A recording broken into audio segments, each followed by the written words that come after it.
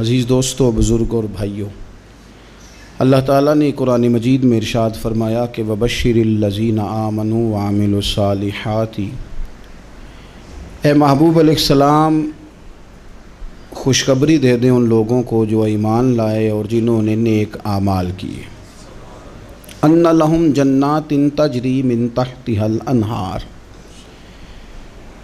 ان کے لیے جنت ہے، اور جنت وہ ہے جس کے نیچے نہریں بہہ رہی ہیں۔ اللہ تبارک و تعالیٰ نے اپنے محبوب کریم صلی اللہ تعالیٰ علیہ وسلم کے غلاموں کو خوشخبری سنوائی، اور سنوائی بھی حضور کے مقدس لبہائے مبارکہ سے۔ آپ انہیں خوشخبری دے دیں کہ ان کے لیے جنت ہے، باغات ہیں، اور باغات وہ ہیں جن کے نیچے نہریں رواں دواں۔ لیکن کن لوگوں کو؟ جو ایمان لائے اور جنہوں نے نیک اعمال کیے۔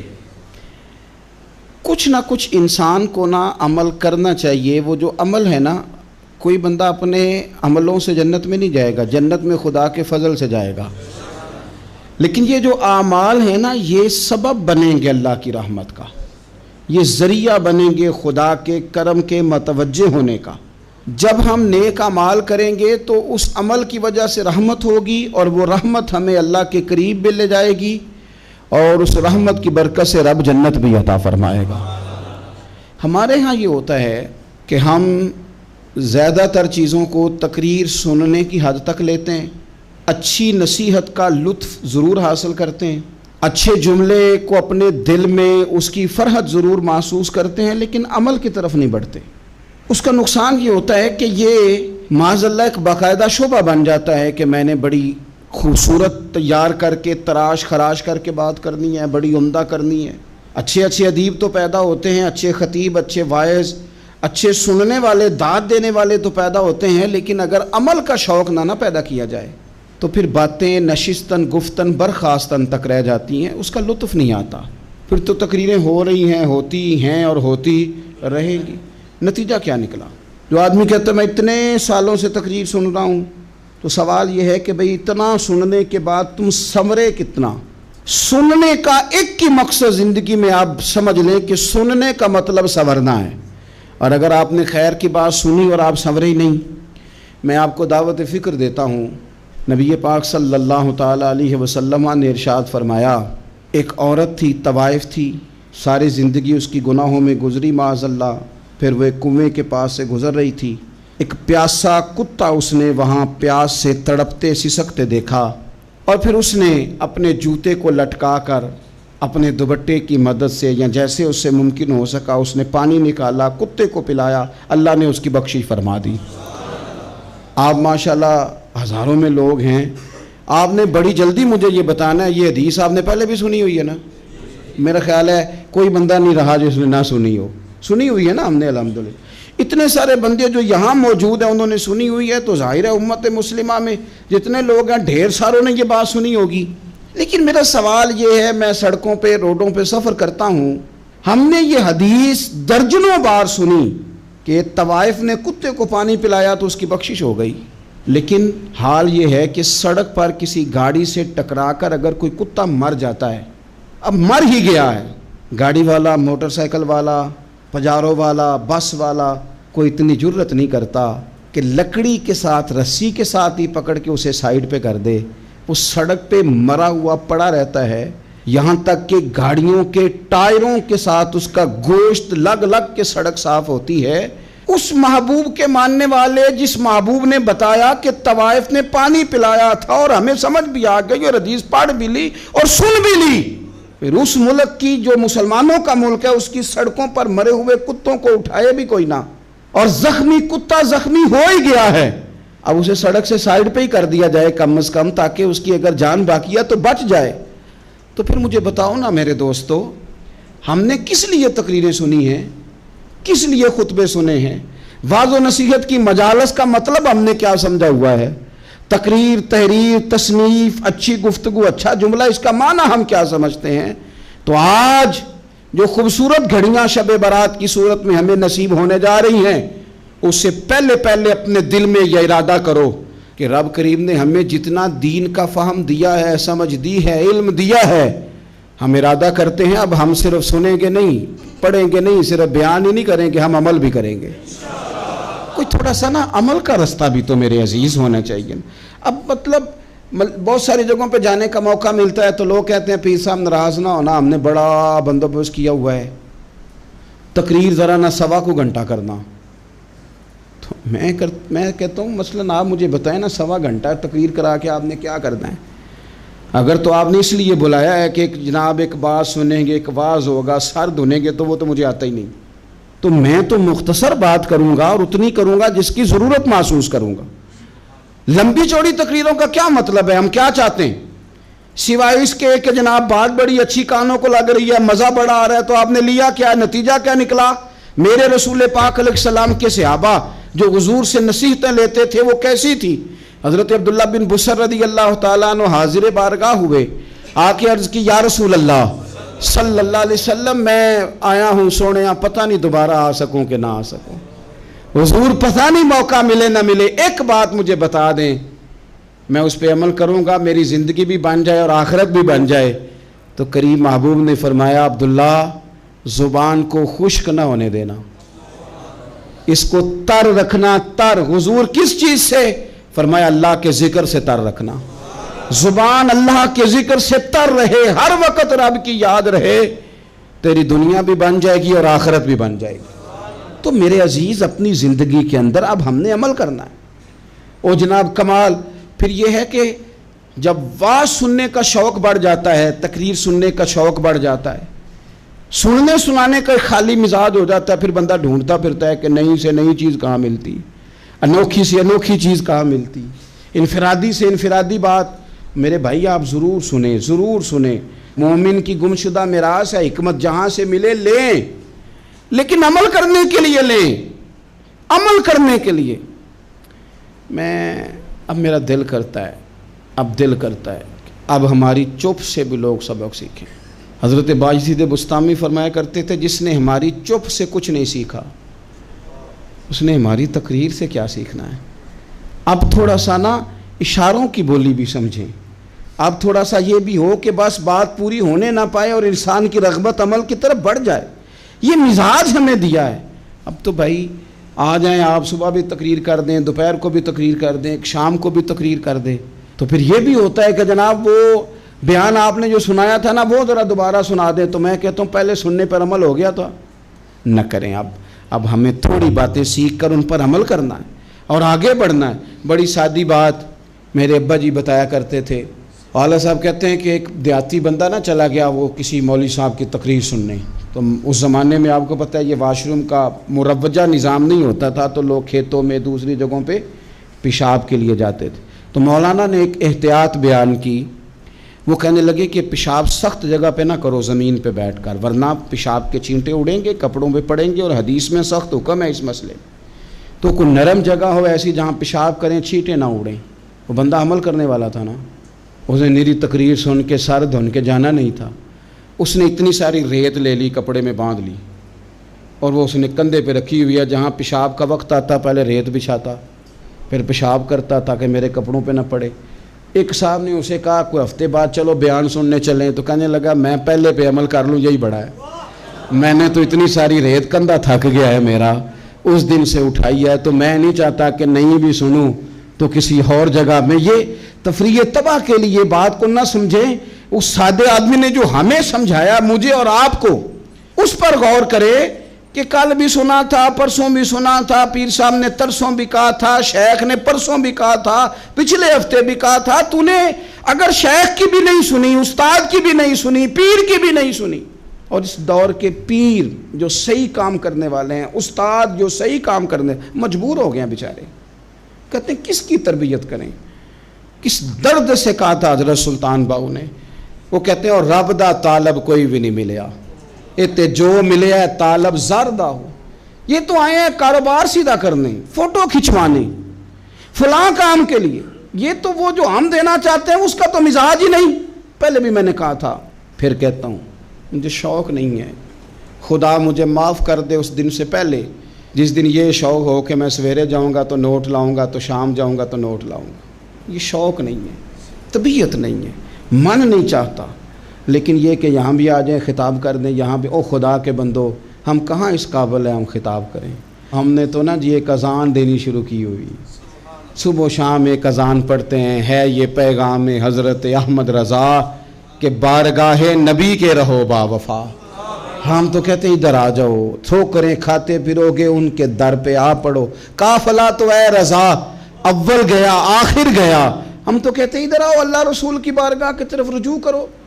اور وہ ایک جملے پہ اگر تو عمل ہو گیا، پیار سے باتیں کرتا رہتا ہوں، سب کے ساتھ نہیں کرتا، جس کا مجھے پتا ہو کہ یہ تھوڑا سہ لے گا۔ ایک دوست نے مجھے کہا کہ میں تو آتا ہوں تو مجھے علاقے کے لوگ کہتے ہیں ان کو بلاؤ، تو میں کہتا ہوں پورا عمل کرنا میری غلط ہے تو پھر میں باقیوں کو بھی لگا جاؤں گا، تو اگر تیرا ہی عمل نہیں ہو سکا تو باقیوں کو میں نے جا کے کیا سمجھانا ہے؟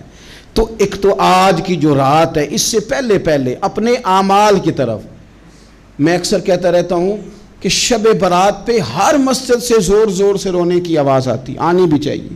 شب قدر پہ آتی ہے، عمرے پہ جاتے وقت لوگ معافیاں مانگتے ہیں، حج پہ جاتے وقت، اور کروڑوں لوگ یہ کام کرتے ہیں سال میں۔ اگر 25 لاکھ 26 لاکھ آدمی یا 50 لاکھ آدمی حج کرتا ہے اور وہ جانے سے پہلے معافی مانگ کے گیا، توبہ کر کے گیا ہے، اور کروڑوں لوگ ہیں جو شب قدر میں ہیں، شب برات میں ہیں، اور انہوں نے کھل کے توبہ کی ہے، تو پھر میرے بھائی سویرے کرپشن ختم ہونی چاہیے نا ملک سے، سویرے 75% جھوٹ ختم ہونا چاہیے نا۔ ساری رات تو لوگوں نے توبہ کی تھی، صبح 80% حقوق العباد کا مسئلہ حل ہونا چاہیے تھا کہ نہیں ہونا چاہیے تھا؟ صبح ملاوٹ بہت حد تک ملک سے ختم ہونی چاہیے۔ تو کیا ہم نے سمجھ لیا ہے؟ ہم نے یہ سمجھا ہے کہ شب برات پہ بھی بس ایک رسم ادا کرو، آؤ تھوڑی توبہ کرو چھٹی کر جاؤ، آئیے شب قدر تو توبہ کرو چھٹی کر جاؤ۔ کیا یہ ہم نے مطلب سمجھ لیا؟ حج کرنے گئے، رب کی بارگاہ میں حاضر ہوئے، رسول کریم کی بارگاہ سے بھی جو ہو کے آ جائے اور بدلے ہی نہ، وہاں تک جائے اور بدلے ہی نہ۔ مدینے گئے، کعبے گئے، کربلا گئے، جیسے گئے تھے گھوم پھر کے ویسے ہی آ گئے۔ نتیجہ کیا ہے؟ اپنی زندگی نتیجہ خیز بنائیں۔ آج اس خوبصورت موقع پر جب شب برات ہمارے سامنے کھڑی ہے، اپنے ذہن میں تہیہ کریں کہ اب ہم نے بدل جانا ہے۔ شوگر ہو جائے تو بدلنا پڑتا ہے، اللہ معاف کرے، چینی چھوڑنی پڑتی ہے، من پسند مٹھائیاں چھوڑنی پڑتی ہیں، بدلنا پڑتا ہے۔ بلڈ پریشر ہو جائے تو یارو بدلنا پڑتا ہے۔ اگر انسان کو خدا نہ خواستہ کوئی مرض لگ جائے تو بدلنا پڑتا ہے۔ اولاد پیدا ہو جائے تو بدلنا پڑتا ہے۔ گھر میں بیٹیاں پیدا ہو جائیں تو بوڑھے باپ کو بدلنا پڑتا ہے۔ بال سفید آ جائیں تو پھر بھی تو بدل جانا چاہیے نا۔ انسان کی عمر 40 سال ہو جائے تو پھر بھی تو بدل جانا چاہیے۔ شب برات پہ توبہ کرے تو پھر بھی تو بدل جانا چاہیے۔ اب بدل جائیں، اب ہم بدل جائیں۔ اب نہ درد ہوتی ہے، گاڑی میں بیٹھیں تو کمر پہ درد ہوتی ہے، اب ہم بدل جائیں۔ اب لوگ بتاتے ہیں تیرے بال سفید ہونے لگ گئے، اب ہم بدل جائیں۔ اب لوگ ہمیں کہتے ہیں بچے جوان ہو گئے، اب ہم بدل جائیں نا یارو۔ اب لوگ ہمیں کہتے ہیں کہ اوخو اب تو آپ اٹھتے وقت زمین پہ پہلے ہاتھ رکھتے ہیں پھر اٹھتے ہیں، اب بدل نہ جائیں۔ اب محسوس ہوتا ہے کہ نیند گہری نہیں آتی، اب محسوس ہوتا ہے کہیں کہیں جسم میں تکلیف ہے، اب بدل نہ جائیں۔ اب نہ کئی کلاس فیلو چلے گئے دنیا چھوڑ کے، اب بدل نہ جائیں۔ اپنے بہن بھائیوں میں سے کئیوں کا جنازہ پڑا، بدل نہ جائیں۔ ہم میں سے کئیوں نے ماں باپ دفن کر دیے، پھول ڈال دیے قبروں پہ، اب بدل جائیں۔ اب وقت تھوڑا رہ گیا، اب کچھ تبدیلی کی طرف آئیں، اب توبہ صحیح والی کر لیں، اب استغفار دل سے پڑھ لیں، اب تبدیل ہو جائیں، اب اپنے اندر باہر کچھ تبدیلیاں لائیں، اب اپنے ظاہر اور باطن کو سنواریں۔ اب اللہ رسول کی بارگاہ میں جانا ہے نا تو کہیں ایسا نہ ہو شرم آئے حضور کے سامنے کھڑے ہوتے، حیا آئے نبی کریم کی بارگاہ میں کھڑے ہوتے۔ اب کچھ تبدیلی لائیں، آج ارادہ کریں کہ آج جو توبہ کریں گے وہ صحیح والی کریں گے، آج جو وہاں استغفار کریں گے اللہ کے حضور حاضر ہو کے تو وہ صحیح والا کریں گے۔ اب کچھ تبدیلی کا مزاج لائیں۔ اور پھر ایک اور بات بھی عرض کروں، ہمارے ذاتی تعلقات سارے دھوکہ ہیں، ہماری جیبوں میں مال سارا دھوکہ ہے، ہمارے بلند و باغ دعوے سارے دھوکہ ہیں، ہمارے بڑے بڑے رتبے سارے دھوکہ ہیں۔ بڑے تعلقات تھے بیٹے کے، پر ماں بیمار تھی تو اسے صحت تو نہیں تعلقات کی وجہ سے مل سکی۔ بڑے تعلقات تھے نا بیٹے کے، لیکن جب بیماری زور پکڑ گئی تو پھر کیا کر سکا کوئی؟ بڑے تعلقات تھے، بڑا پیسہ تھا جیب میں، بڑا کچھ تھا، لیکن جب جناب اسرائیل آئے تو پھر کوئی کچھ بھی نہ کر سکا، پھر اپنے رہ گئے، اور جس کو جانا تھا وہ سب چلے گئے۔ تو یہ جتنی چیزیں ہیں نا، یہ کچھ نہیں ہیں، یہ دھوکہ ہے۔ سچ صرف اللہ رسول کی ذات ہے، حقیقت صرف دین ہے، اصل صرف وہ بارگاہیں ہیں۔ دھوکے میں نہ زندہ رہو، چھوڑ دو یہ بات کرنی کہ بڑے تعلقات ہیں، چھوڑ دو یہ بات کرنی کہ بڑا پیسہ ہے، چھوڑ دو یہ بات کرنی کہ برادری قبیلے علاقے میں بڑا، اور کچھ بھی نہیں ہے۔ کل من علیہ فان، ہوئے نامور بے نشاں کیسے کیسے۔ دیکھو زمین کھا گئی، نوجوان کیسے کیسے۔ میں مولانا نورانی کی قبر پہ کھڑا تھا تو میں کہہ رہا تھا مقدور ہو تو خاک سے پوچھوں کہ اے لئیم تو نے وہ گنج ہائے گرا مایا کیا کیے؟ اتنے بڑے لوگ تو لے گئی، اتنے بڑے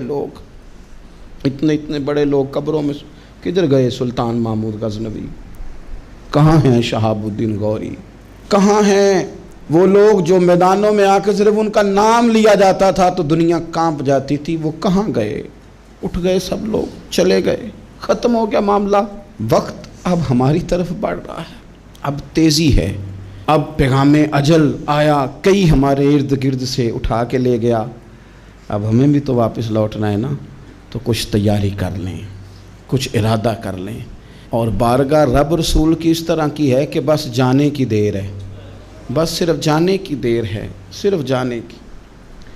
اور اللہ رسول کی بارگاہ دوستو وہ والی ہے کہ جہاں نا زیادہ منت بھی نہیں کرنی پڑتی۔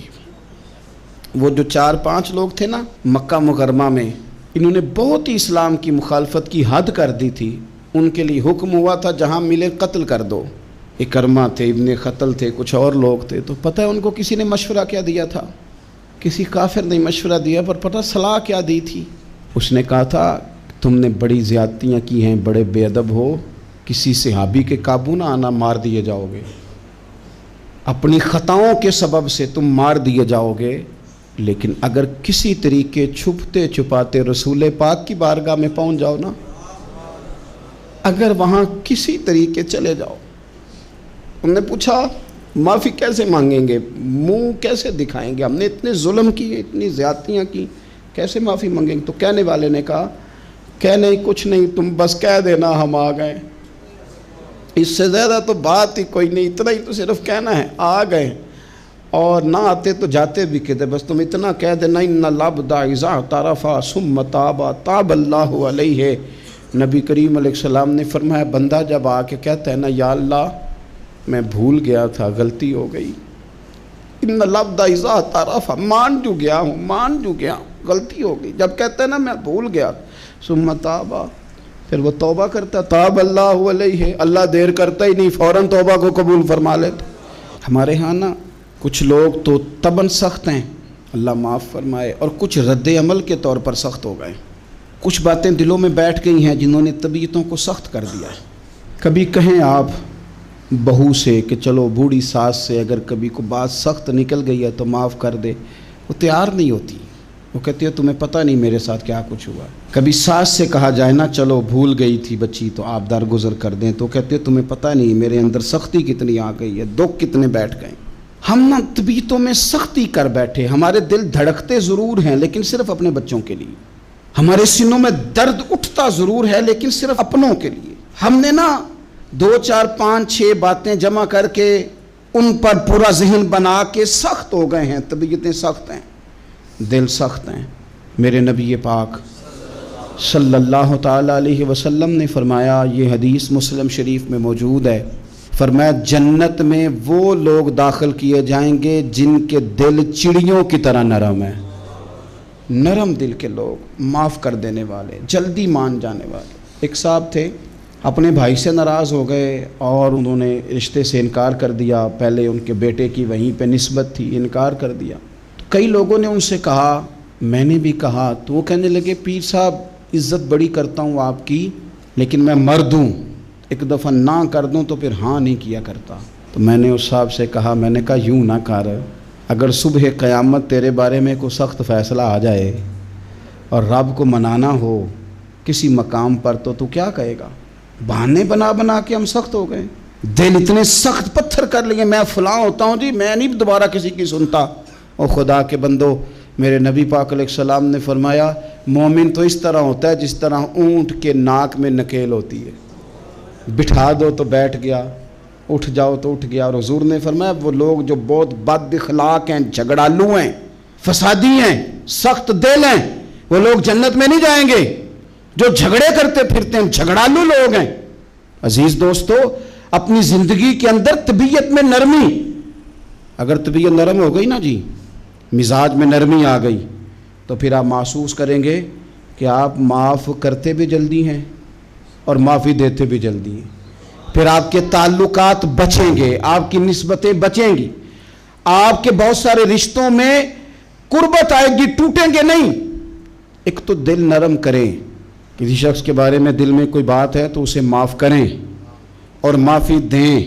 کچھ لوگ بالکل ٹھیک ٹھاک ہوتے ہیں, کوئی ناراضگی نہیں ہوتی, لیکن آپ نے بچی کی شادی کا کارڈ دیا نہیں تو فوراً ناراض ہو جاتے ہیں. اور پھر آپ سمجھا رہے ہیں, قائل کر رہے ہیں, وہ تیار ہی نہیں ہے قائل ہونے کو.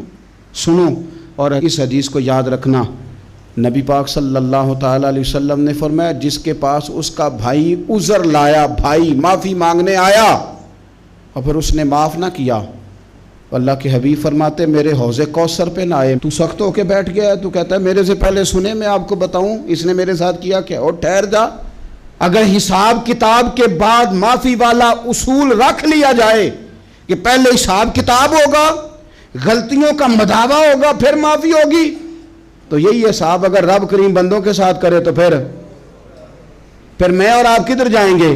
تو اس سادی بات پہ آ جاؤ نا, تو 2 جملوں میں حضور نے سمجھائی ہے. فرمایا تم رب کے بندوں کو معاف کر دو, اللہ تمہیں معاف کر دے گا. تو آج کی شب سے پہلے, آج کے دن سے پہلے, رمضان المبارک کے تشریف لانے سے پہلے اپنی طبیعت کے اندر ایسا ذوق لائیں, ایسی طبیعت لائیں کہ ہم نے معافی دینی بھی ہے اور معافی لینی بھی ہے. بعض اوقات ہم رسم ادا کرتے ہیں شب برات سے پہلے, یہ سوشل میڈیا پہ چل گیا, فلانے کو فلان کہہ دیا, اگر کوئی کبھی ہوئی نا تو معاف. ایسے تو نہیں نا معافیاں ہوتی. ہمیں پتہ ہوتا ہے ہم سے کون ناراض ہے, ہمیں خبر ہوتی ہے ہم نے کس کو تکلیف دی, ہمیں پتہ ہوتا ہے کس نے ہمارے لہجوں سے پریشانی پائی ہے, کون ہے جو ہماری وجہ سے اذیت کا شکار ہے, تو اس سے جا کے معافی مانگے. تو یہ چیزیں معافی کا سبب بن جائیں گی. اور پھر میرے نبی پاک صلی اللہ علیہ وسلم نے 2-4 چیزیں اور بھی بیان کی ہیں, میرا دل کرتا ہے کہ وہ بھی ذرا آپ کو عرض کر دوں.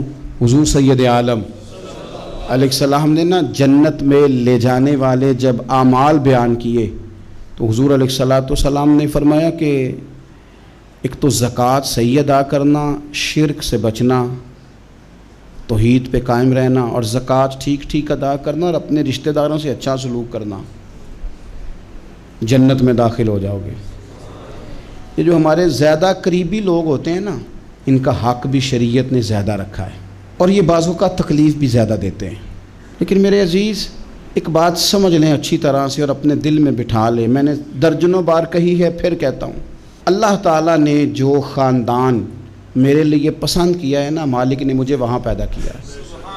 تو جو چچا اللہ نے میرے لیے پسند کیا وہ مجھے بھی پسند ہونا چاہیے, اور جو ماموں اللہ نے میرے لیے پسند کیا ہے وہ مجھے بھی پسند ہونا چاہیے. انسانوں کے اندر کمزوریاں بھی ہوتی ہیں, خوبیاں بھی ہوتی ہیں, لیکن ہمارا یہ مسئلہ بن جاتا ہے کہ ہم نہ صرف کمزوریوں کو ڈسکس کرتے ہیں, خوبیوں کا تذکرہ کرتے ہی نہیں. اپنے مزاج کے اندر اس بات کو آپ نے پیدا کرنا ہے. آج ایک اور ارادہ بھی کریں, ایک اور اپنے ذہن کے اندر بات بھی زیادہ شوق کے ساتھ پیدا کریں.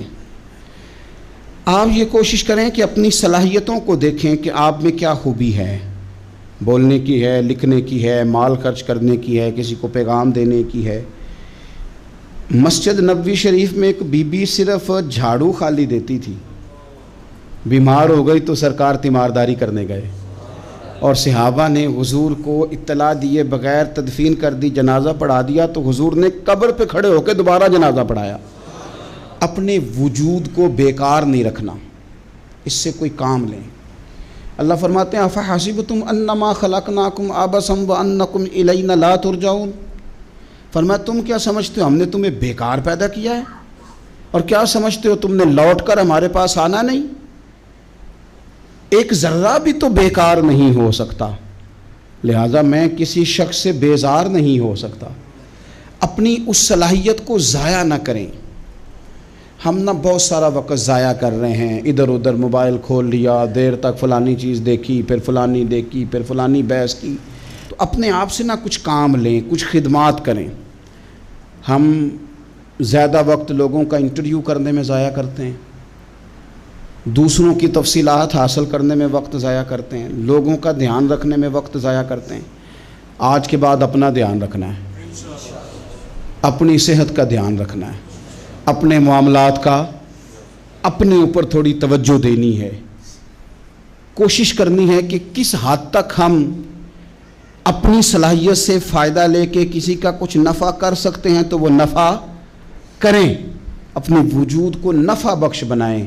حدیث پاک سنیں گے تو آپ محسوس کریں گے کہ اللہ کتنے اجر دینے والا ہے۔ نبی پاک علیہ السلام نے فرمایا جس نے دین کے رستے میں اتنی دیر بھی قتال کیا، لڑا اتنی دیر جتنی دیر اونٹنی کا دودھ دھونے میں لگتی ہے، اتنا تھوڑا وقت بھی دین کے لیے اگر کوئی نکلا، جد و جہد کی، قتال کیا، لڑا، فرمایا اس بندے کو بھی اللہ جنت عطا فرما دے گا۔ اتنا تو کام کرے نا، اتنا تو کام کرے۔ اور حضور علیہ السلام نے رغبت دلائی، یعنی جتنا بھی عمل، حضور فرمانے لگے کسی عمل کو چھوٹا نہ سمجھنا، کچھ نہ ہو سکے تو اپنے بھائی سے مسکرا کے میلی لینا، اللہ اس پر بھی صدقے کا ثواب عطا کر دے گا۔ اور نبی پاک علیہ السلام نے فرمایا دوزخ سے بچ جاؤ صدقہ دے کے۔ خیال آتا تھا یا رسول اللہ کتنا کو دیں؟ تو فرمایا خشک کھجور کا ایک ٹکڑا، یعنی پوری کھجور بھی نہیں، خشک کھجور کا ایک ٹکڑا بھی خیرات کر کے بچ سکتے ہو تو وہ کر کے ہی صدقہ دے کے اللہ کے عذاب سے بچ جاؤ۔ معنی کیا ہے ان ساری روایتوں کا کہ کچھ کرو تو صحیح نہ، کچھ کرو تو صحیح نہ۔ ہمارے ایک بزرگ تھے تو کرونا کے دنوں میں انہوں نے ایک جملہ کہا، کہنے لگے یہ کرونا پتہ تمہیں کیا کہنے آیا ہے؟ کہنے آیا ہے کہ بیماریاں آ رہی ہیں، حالات خراب ہیں، یہ کرونا نہیں، یہ کہتا ہے کچھ کرو نا، کچھ اللہ اللہ کرو نا، فارغ نہ بیٹھو، دیکھو کیسے لوگ ڈھیروں کے ڈھیروں اب جا رہے ہیں، اب کچھ کرنا ہے انشاءاللہ تعالی، اب کچھ وقت ضائع نہیں کرنا، اور زندگی میں کچھ، میں کہہ چکا ہوں کہ ایک بندے کو بھی اللہ نے بیکار نہیں پیدا کیا، ہم نے خود اپنے آپ کو بیکار کر لیا۔ اپنے آپ کو بیکار نہ کریں۔ جب رب کہتا ہے فحسبتم انما خلقناکم عبث، کیا تم سمجھتے ہو میں نے تمہیں بیکار پیدا کیے؟ آپ لوگ بڑے کام کے ہیں، بس اپنے آپ کو پہچانے۔ اقبال کہنے لگے عجب نہیں کہ خدا تک تیری رسائی ہو، اور تیری نظر سے تو پوشیدہ ہے آدمی کا مقام، تو بندے کوئی نہیں سمجھ سکا تو وہاں تک تو کیسے جائے گا؟ اپنے آپ کو پہچانے۔ یہ جو کہتے ہیں نا مجھ سے کچھ بھی نہیں ہوتا، ناراض تو نہیں ہو جائیں گے؟ یہ کچھ کرنا نہیں چاہتے، یہ صرف ادھر ادھر دھیان رکھ کے ایک فوٹو چڑھا کے ادھر بھاگ ادھر اپنے نفس کو راضی کرتے ہیں۔ نفس بس کہہ رہا ہے آج یہ کر لو تو وہ کر لیا، ادھر دیکھ لو تو ادھر دیکھ لو۔ اس سے نکلیں، مثبت، مضبوط، مستحکم ارادے کریں اور پھر چل نکلیں۔ لڑنا شرط ہوتا ہے، جیتنا شرط نہیں ہوتا۔